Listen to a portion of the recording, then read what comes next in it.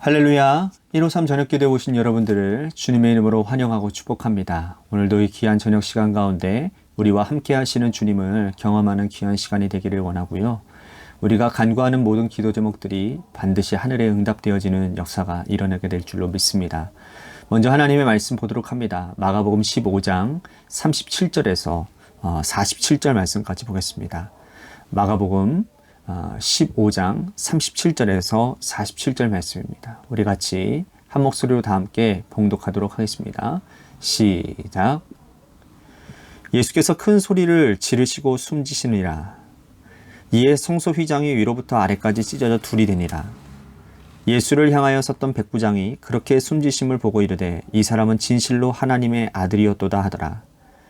멀리서 바라보는 여자들도 있었는데 그 중에 막달라 마리아와 또 작은 야고보와 요셉의 어머니 마리아와 또 살로메가 있었으니 이들은 예수께서 갈릴리에서 계실 때에 따르며 섬기던 자들이요 또 이 외에 예수와 함께 예루살렘에 올라온 여자들도 많이 있었더라.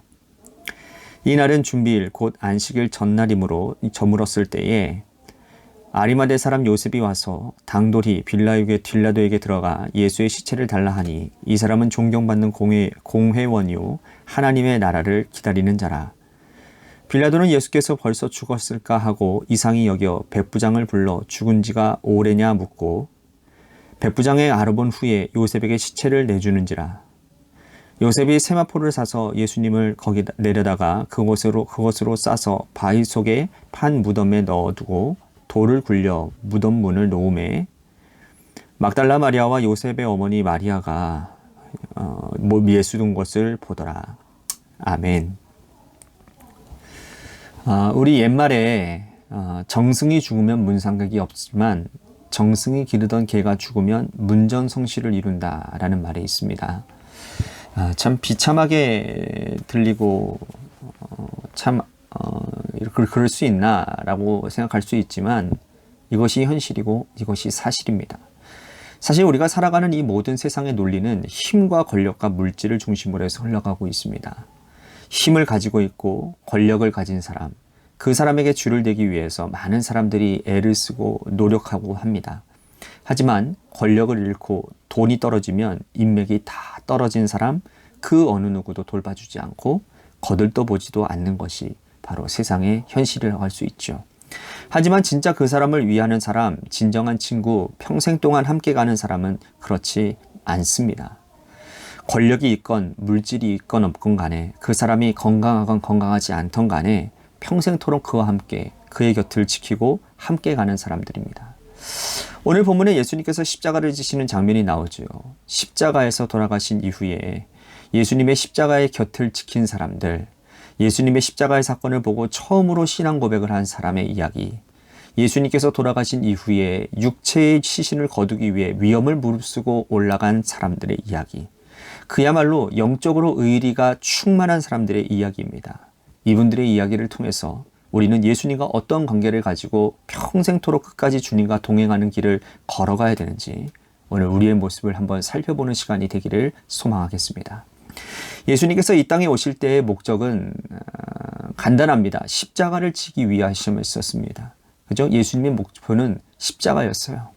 그 옛날 이사야 선지자가 예수님 오시기 700여 년 전부터 예언하셨던 그 십자가를 예수님께서는 이 땅에 오셔서 온몸으로 받아내고 지셨습니다. 하지만 예수님께서 십자가를 지는 그 과정은 그리 순탄치만은 않았습니다. 예수님의 내적인 고통, 예수님의 육체적인 고통이 극심했기 때문이죠. 예수님께서 제자들에게 첫 번째 순환 예고를 하신 이후부터 십자가를 지는 과정까지 육체의 고통도 고통이었지만 심적인 고통은 이루 말할 수가 없고 크고 극심하셨습니다. 먼저는 사랑하는 제자들이 예수님을 배반했습니다. 가룟 유다는 예수님을 은 30에 팔아버리죠. 예수님이 가장 사랑하시고 아꼈던 제자 베드로는 예수님을 3번이나 부인했습니다. 예수님께서 겟세마네 동산에서 제자들에게 중보기도를 부탁하셨을 때에 제자들은 예수님의 마음과 같지 않고 산 아래에서 잠을 자느라 예수님과 동행하지 못했습니다. 함께 깨어 기도하지 못했습니다. 예수님은 이 모든 심적인 고통과 배신감, 그리고 그와 함께했던 제자들이 없다라는 상실감을 뒤로 한 채 이 십자가의 길을 묵묵히 걸어가셨습니다. 그래서 예수님은 십자가에서 고통을 받으시고 결국 십자가에서 운명하셨어요. 37절과 38절 말씀 보십시오. 예수께서 큰 소리를 지르시고 숨지시느니라. 이에 성소 휘장이 위로부터 아래까지 찢어져 둘이 되니라. 성소와 지성소를 나누는 그 경계가 바로 성소에 있는 휘장이거든요. 이 휘장이 쳐져 있기 때문에 지성소에는 대제사장이 1년에 단 한 번만 들어가는 것이 허락되어져 있습니다. 그런데 예수님께서 십자가에 달려 돌아가시는 그 시각에 지성소와 성소를 가로막고 있는 이 휘장이 위에서부터 아래로 찢어져 쪼개지고 말았습니다. 이것은 예수님께서 바로 육체가 휘장이라고 말씀을 하셨고 예수님께서 돌아가심으로 인해서 이제는 우리 모두가 다 하나님 앞에 개인적으로 나아가 기도할 수 있고 담대하게 주님의 보좌 앞으로 나아갈 수 있으며 우리가 기도하면 죄사함 받을 수 있는 놀라운 은혜가 임한다라는 증거가 되었다는 거죠. 예수님께서 십자가에 달려 돌아가시고 육체의 고통에 극심해서 숨이 끊어지고 그 영혼이 하나님 앞에 받으신 바 되었을 때 그때 예수님의 십자가형을 바라보던 자들 중에 한 사람이 신앙을 고백을 하는 것을 보십시오. 39절입니다. 예수를 향하여 섰던 백부장이 그렇게 숨지심을 보고 이르되 이 사람은 진실로 하나님의 아들이었도다 하더라. 백부장은 로마 이 직급 가운데 하급 관료입니다. 이 사람이 예수님과 어떤 인연이 있었는지 성경은 우리에게 더 이상 정보를 주지 않고 있습니다. 이 백부장이 예수님을 십자가에 못 박았던 군인들을 이끌고 있었던 책임자였는지 그렇지 않으면 예수님께서 그 과거에 한번 만났던 기억나시죠? 하인을 고치고자 했던 그 백부장이었는지 우리는 알지 못합니다. 그 이도 아닌 제3의 인물이 될 수도 있지요. 하지만 여기서 이 백부장의 위대한 믿음, 훌륭한 신앙 고백인 것은 그것은 예수님의 우리의 인간적인 눈으로 볼 때는 가장 비참했던 십자가의 형을 보고는 예수님이 메시아 되심을 그는 발견했다라는 거예요. 사람들은 보통 겉모습을 봅니다. 예수님께서 이렇게 비참하게 돌아가신 것을 보며 어떻게 보면 믿음 좋다가도 믿음이 사라질 수도 있는 그러한 상황들인 것입니다. 이게 일반적인 모습이겠죠. 그래서 제자들도 다 도망갔습니다. 그 고통을 당하기 힘들어서. 그 고통당하는 예수님을 보기 힘들어서. 십자가를 곁에 지킨 제자는 단 한 사람도 없었어요. 그런데 이분은 예수님의 십자가형을 보고서야 최초의 신앙 고백을 한 사람이 되었습니다. 예수님의 십자가를 보고서야 예수님의 겉모습을 본 것이 아니라 우리의 영혼을 살리기 위해서 오신 예수님의 그 모습, 진정한 메시아의 모습을 보고 그는 신앙 고백을 한 것이죠. 오늘 우리도 이러한 믿음을 가질 수 있게 되기를 바라겠습니다. 껍데기만 보고 믿는 믿음이 아니라 속과 본질을 꿰뚫어 볼 수 있는 영안이 우리 가운데 활짝 열려지게 되기를 바라겠습니다. 지금 처해 있는 환경 가운데서 그것을 판단하며 낙심하고 좌절하는 것이 아니라 그곳 가운데서 하나님이 어떤 일을 행하실지 하나님의 계획이 하나님의 뜻이 무엇인지를 분간할 수 있는 그러한 깨인 마음, 하나님의 마음이 우리 가운데 있게 되기를 간절히 소망하겠습니다. 두 번째로 예수님을 지킨 사람의 모습입니다. 40절과 41절 말씀 보십시오. 멀리서 바라보는 여자들도 있었는데 그 중에 막달라 마리아와 또 작은 야고보와 요셉의 어머니 마리아와 또 살로메가 있었으니 이들은 예수께서 갈릴리에 계실 때에 따르며 섬기던 자들이요 또 이 외에 예수와 함께 예루살렘에 올라온 여자들도 많이 있었더라. 예수님의 제자들은 다 남자들이었어요. 그런데 이분들은 모두가 다 자기 살 길을 따라 다 도망가 버렸는데 예수님 곁을 끝까지 지켰던 사람들은 여자들이었다라는 겁니다. 이 여자들 중에는 막달라 마리아도 있었고 예수님과 함께 어떠한 인연으로 이렇게 저렇게 맺어간 사람들이 모두가 다 예수님 곁을 지키고 있었다라는 거죠. 이들은 예수님께 은혜를 입었던 사람들입니다. 막달라 마리아는 한때 7 귀신 들린 여인이었지만 예수님께서 그 귀신을 내어 쫓으신 이후로부터 예수님을 끝까지 멀리서 따라다녔던 여인이었습니다. 이 여인들 중에 대부분의 사람들은 예루살렘에 올라온 자들, 갈릴리로부터 예수님과 깊은 인연을 맺어서 예루살렘까지 예수를 따라온 자들이었습니다. 이들은 예수님께 큰 은혜의 빛을 진 사람들이었고 또 예수님과 함께 끝까지 달려간 사람들입니다. 이들에게 예수님은 존재의 의미였고 존재 그 자체였습니다. 사람들이 예수님에 대해 어떻게 말하든 그건 이 여인들에겐 상관할 바가 아니었어요. 정치범이든 예수님이 십자가의 오해를 받고 돌아가시든 예수님이 사람들이 모욕하고 희롱하던 그거 어떻든 간에 여인들에게는 그것이 큰 문제가 되지 않았어요. 내가 예수님을 통해 은혜 받았기 때문입니다.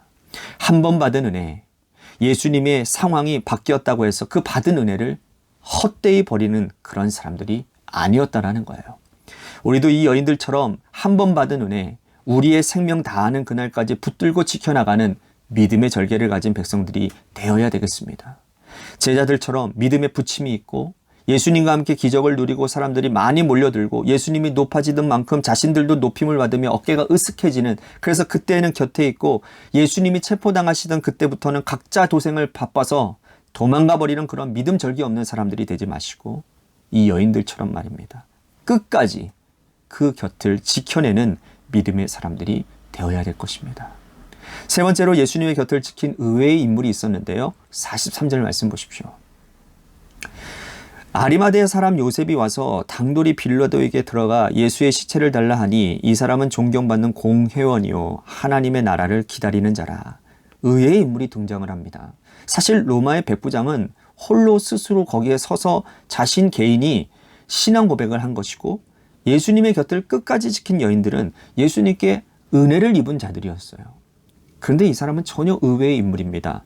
지금까지 복음서에서 한 번도 등장하지 않았던 사람이에요.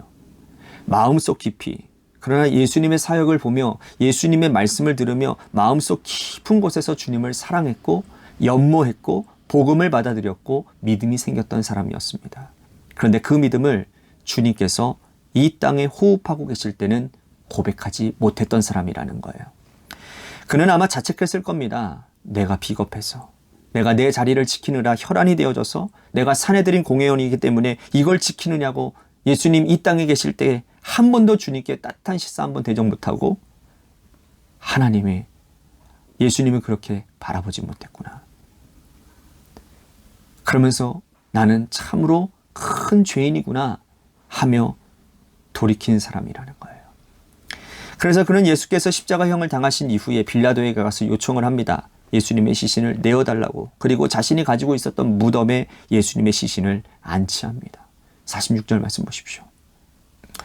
요셉이 생화포를 사서 예수를 내려다가 그것을 싸서 바위 속에 판 무덤에 넣고 두고 돌을 굴려 무덤 문에 놓음에.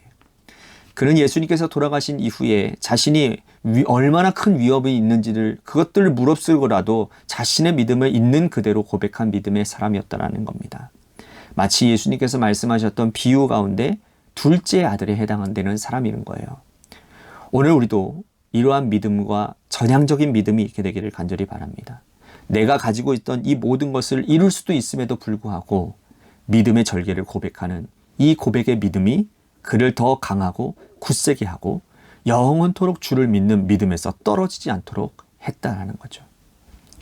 예수님께서 십자가에 달려 돌아가신 이후에 인류 최초의 신앙 고백을 했던 백부장이나 끝까지 믿음의 절개를 잃지 않고 지켰던 여인들이나 예수님이 살아계실 때에는 고백하지 못했지만 예수님 돌아가시고 난 이후에 자신의 모든 것을 잃을 각오를 하고 예수님의 시신을 뉘었던 아리마대 요셉이나 이 모든 사람들의 믿음이 오늘 우리의 믿음이 될 수 있게 되기를 바라며 기도의 자리로 나아가기를 소망하겠습니다.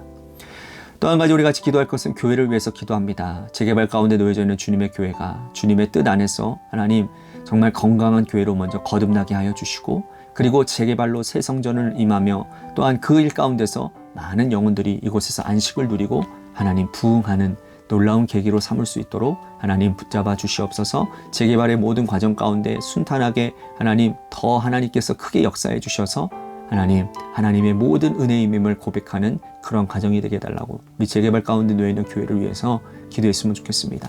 또한 우리 육신의 질병으로 고통당하는 우리 성도님들 많이 있습니다. 우리 김태희 청년을 위해서 여러분들 기도해 주십시오. 오늘 새벽에 어머님을 만났습니다. 문흥자 지사님인데요. 어머니께서 오늘 말씀하시기를 그 항암 치료를 받고 이제 집으로 돌아왔는데 갑자기 장에 마비 증세가 나타나서 다시 입원을 하게 되었다고 말씀을 합니다.